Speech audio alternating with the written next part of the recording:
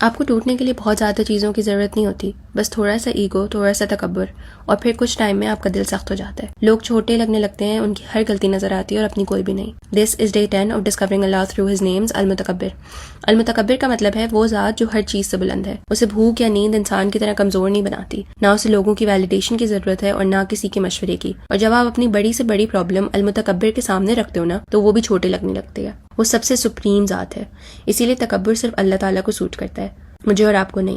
اور اسی لیے نبی صلی اللہ علیہ وسلم نے اتنی سخت بات کہی ہے کہ جس کے دل میں ایک رائے کے دانے کے برابر بھی کبر ہوگا نا، وہ جنت میں داخل نہیں ہوگا۔ تکبر کا مطلب ہے لوگوں کو اپنے آپ سے چھوٹا سمجھنا، انہیں کمتر سمجھنا، ان کی بات کو اگنور کرنا، چاہے وہ کتنی بھی اوتھینٹک یا سچ ہو، صرف اس لیے کیونکہ شاید ان کے پاس آپ کے جتنا پیسہ، ایجوکیشن یا پاور نہیں ہے۔ زندگی کے کسی نہ کسی پوائنٹ پر ہم سب اس ٹیسٹ سے گزرتے ہیں، کبھی نالج پر کبر، کبھی ویلتھ پر، اور سب سے زیادہ ڈینجرس دین اور عبادت میں اپنے آپ کو آگے سمجھنا۔ لیکن جب المتکبر کو ہم پہچانتے ہیں نا، تو ہمیں سمجھ آتا ہے کہ گریٹنس صرف اللہ تعالیٰ کی ہے۔